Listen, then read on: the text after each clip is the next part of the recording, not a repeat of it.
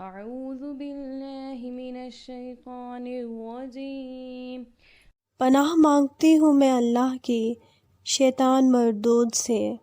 بسم اللہ الرحمن الرحیم۔ شروع اللہ کا نام لے کر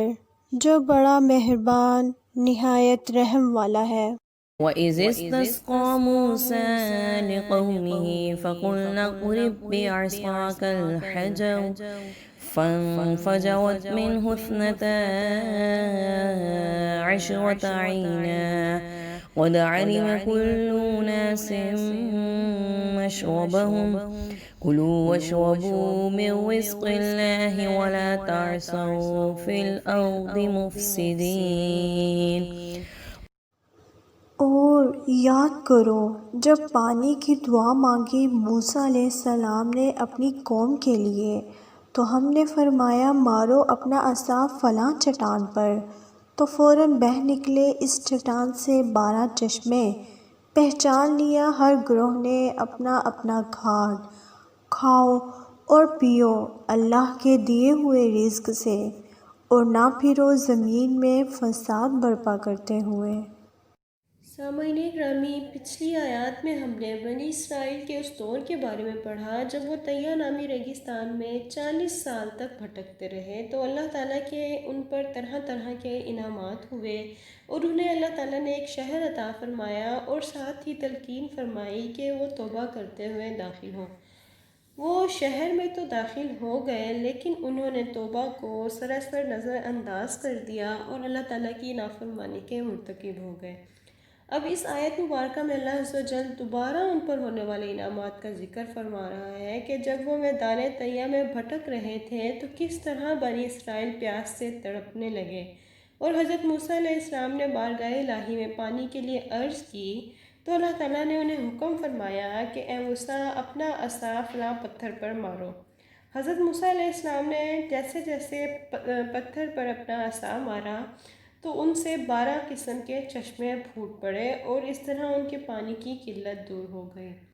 یہاں 12 چشمے اس لیے پھوٹ پڑے کیونکہ بنی اسرائیل میں بھی 12 قبیلے تھے، یعنی حضرت یعقوب علیہ السلام کے 12 بیٹے تھے۔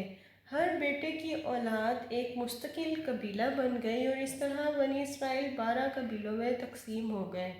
اللہ تعالیٰ نے ہر قبیلے کے لیے ایک الگ چشمہ جاری فرما دیا تاکہ کوئی الجھن پیش نہ آئے، اور ان تمام انعامات کے بعد ان کے سامنے صرف ایک مطالبہ رکھا گیا کہ وَلَا تَعْثَوْا فِي الْأَرْضِ مُفْسِدِينَ، یعنی اور نہ پھرو زمین میں فساد برپا کرتے ہوئے، یعنی زمین میں فساد مت پھیلاؤ۔ وَإِذْ قُلْتُمْ يَا مُوسَىٰ لَن نَّصْبِرَ عَلَىٰ طَعَامٍ وَاحِدٍ فَادْعُ لَنَا رَبَّكَ يُخْرِجْ لَنَا مِمَّا تُنبِتُ الْأَرْضُ مِن بَقْلِهَا وَقِثَّائِهَا وَفُومِهَا وَعَدَسِهَا وَبَصَلِهَا قَالَ أَتَسْتَبْدِلُونَ الَّذِي هُوَ أَدْنَىٰ بِالَّذِي هُوَ خَيْرٌ اهْبِطُوا مِصْرًا فَإِنَّ لَكُم مَّا سَأَلْتُمْ وَضُرِبَتْ عَلَيْهِمُ الذِّلَّةُ وَالْمَسْكَنَةُ وَبَاءُوا بِغَضَبٍ مِّنَ اللَّهِ ذَلِكَ بِأَنَّهُمْ كَانُوا يَكْفُرُونَ بِآيَاتِ اللَّهِ وَيَقْتُلُونَ النَّبِيِّينَ بِغَيْرِ الْحَقِّ ذَلِكَ بِمَا عَصَوا وَكَانُوا يَعْتَدُونَ۔ اور یاد کرو جب تم نے کہا اے موسیٰ علیہ السلام ہم صبر نہیں کر سکتے ایک ہی طرح کے کھانے پر، سو آپ دعا کیجئے ہمارے لیے اپنے پروردگار سے کہ نکالے ہمارے لیے وہ جن کو زمین اگاتی ہے، مثلا ساگ اور ککڑی اور گیہوں اور مسور اور پیاز۔ موسیٰ علیہ السلام نے کہا کیا تم لینا چاہتے ہو وہ چیز جو ادنا ہے اس کے بدلے میں جو عمدہ ہے؟ جا رہو کسی شہر میں تمہیں مل جائے گا جو تم نے مانگا، اور مسلط کر دی گئی ان پر ذلت اور غربت اور مستحق ہو گئے غضب الہی کے۔ یہ سب کچھ اس وجہ سے تھا کہ وہ انکار کرتے رہتے تھے اللہ کی آیتوں کا اور قتل کرتے تھے انبیاء کو ناحق۔ یہ سب کچھ اس وجہ سے تھا کہ وہ نافرمان تھے اور حد سے زیادہ بڑھ جایا کرتے تھے۔ اس آیت مبارکہ میں بھی اسی واقعے کی طرف اشارہ کیا گیا ہے۔ جب بنی اسرائیل من و سلویٰ کھاتے کھاتے اکتا گئے تو کہنے لگے کہ ہم سے اب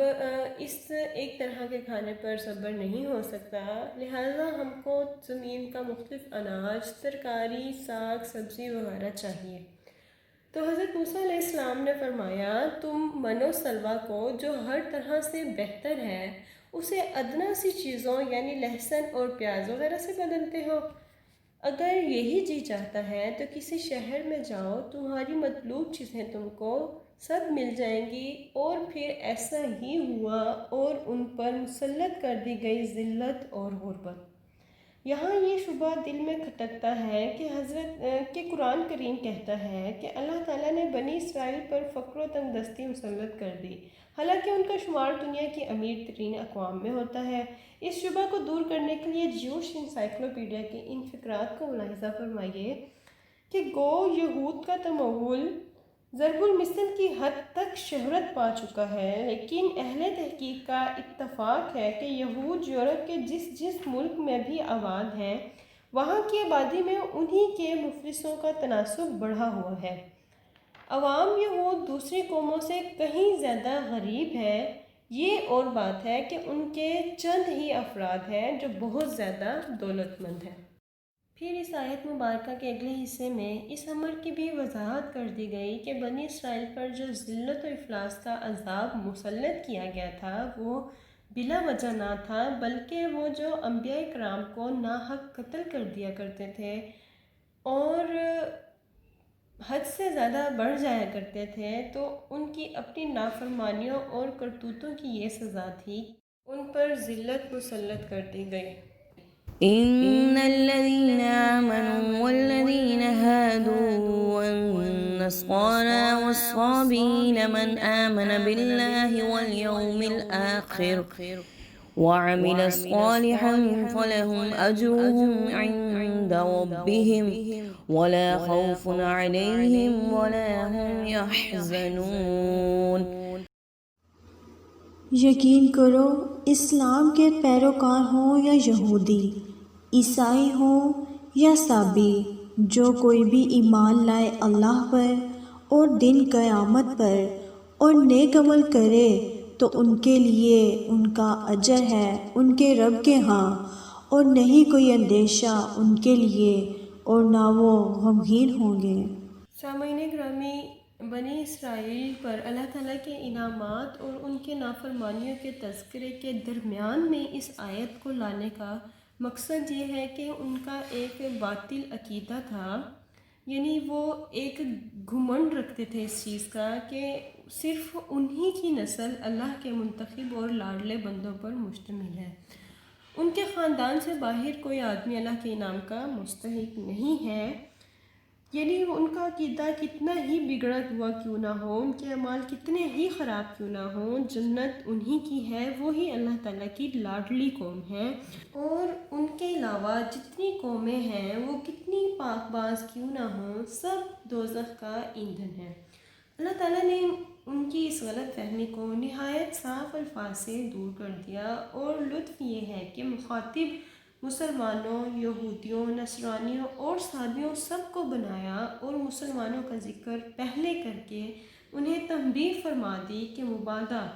تم بھی کہیں اپنی قومیت پر نازا ہو کر ایمان و عمل سے غفلت برتنے لگو، نجات و فلاح ایمان و عمل کے بغیر حاصل ہی نہیں ہو سکتی۔ وَإِذْ أَخَذْنَا مِيثَاقَكُمْ وَرَفَعْنَا فَوْقَكُمُ الطُّورَ خُذُوا مَا آتَيْنَاكُمْ بِقُوَّةٍ وَاذْكُرُوا مَا فِيهِ لَعَلَّكُمْ تَتَّقُونَ ثُمَّ تَوَلَّيْتُمْ مِنْ بَعْدِ ذَلِكَ فلولا فضل الله عليكم ورحمته لكنتم من الخاسرين. اور یاد کرو جب لیا ہم نے تم سے پختہ وعدہ اور بلند کیا تم پر طور کو اور حکم دیا پکڑ لو جو ہم نے تم کو دیا مضبوطی سے اور یاد رکھنا وہ احکام جو اس میں درج ہیں شاید کہ تم پرہیزگار بن جاؤ. پھر منہ موڑ لیا تم نے پختہ وعدہ کرنے کے بعد، تو اگر تم پر اللہ کا فضل اور اس کی رحمت نہ ہوتی تو تم ضرور ہو جاتے نقصان اٹھانے والوں میں. اس آیت مبارکہ میں اس واقعے کی طرف اشارہ ہے جو ہم نے آیت نمبر 51 میں پڑھی کہ اللہ تعالیٰ نے حضرت موسیٰ علیہ السلام سے 40 رات کے اعتکاف کا وعدہ فرمایا اور بدلے میں انہیں تورات عطا کی. اور جب یہ تورات لے کر حضرت موسیٰ علیہ السلام بنی اسرائیل کے پاس آئے تو بنی اسرائیل نے وہ تورات کو دیکھا تو ان کے جو سخت احکامات تھے ان سے نظر پھیرنے کے لیے مختلف قسم کے بہانے تلاش کرنا شروع کر دیے.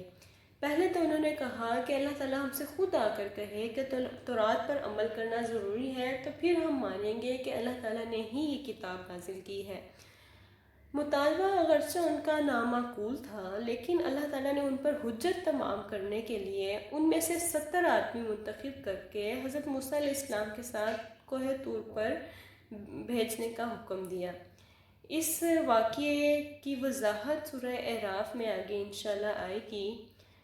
پھر جن کو اللہ تعالیٰ نے براہ راست تورات پر عمل کا حکم دیا جب وہ واپس آئے تو انہوں نے اپنی قوم کے سامنے تصدیق تو کر لی کہ اللہ تعالیٰ نے تورات پر عمل کا حکم دیا ہے لیکن ایک بات اپنی طرف سے بڑھا دی کہ اللہ تعالیٰ نے یہ بھی فرمایا ہے کہ جتنا تم سے ہو سکے اتنا عمل کر لینا لیکن جو نہ ہو سکے وہ ہم معاف کر دیں گے. چنانچہ تورات کے جس حکم میں بھی انہیں تھوڑی مشکل نظر آتی وہ یہ بہانہ تلاش لیتے کہ یہ حکم بھی اسی چھوٹ میں داخل ہے. اس موقع پر اللہ تعالیٰ نے کوہ طور ان کے سروں پر بلند کر دیا کہ تورات کے تمام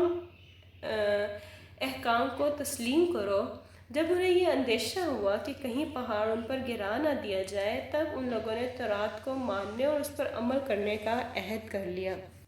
اس آیت مبارکہ میں کچھ لوگ یہ اعتراض کرتے ہیں کہ قرآن کریم تو کہتا ہے کہ دین میں کوئی زبردستی نہیں ہے یعنی لا اکراہ فی الدین، دین میں کوئی زبردستی نہیں ہے، جبکہ یہ یہاں اس آیت میں پہاڑوں کو ان کے سر پر لا کر گویا ان سے تورات کو زبردستی منوایا جا رہا ہے کہ تورات کے احکام پر عمل کیا جائے. تو اس کا جواب یہ ہے کہ جو زبردستی کی بات کی گئی ہے وہ دوبارہ قبول دین ہرگز نہیں. دین تو بنی اسرائیل پہلے سے قبول کیے ہوئے تھا کیونکہ یہاں پر ان سے دوبارہ سے دین قبول کرنے پر زبردستی نہیں کی جا رہی بلکہ دین کو تو انہوں نے پہلے سے قبول کیا ہوا تھا. اللہ تعالیٰ کے احکام کو وہ اللہ تعالیٰ کی ذات کو وہ مانتے بھی تھے، اس پر ایمان لاتے تھے لیکن اللہ تعالیٰ کے جو احکامات تھے ان کو ماننے سے انکار کر دیتے تھے اور بار بار حضرت موسیٰ علیہ السلام سے اس بات کا تقاضا کرتے تھے کہ کوئی کتاب متضمن احکام ہم کو لا کر دو کہ اس پر عمل کریں، اور اس پر معاہدہ کر چکے تھے. جب تورات ان کو دی گئی تو عہد شکنی پر کمر بستہ ہوئے. تو اب پہاڑ کا معلق کرنا عہد کے توڑنے سے روکنے کے لیے تھا نہ کہ قبول دین کے لیے تھا. صدق اللہ العظیم.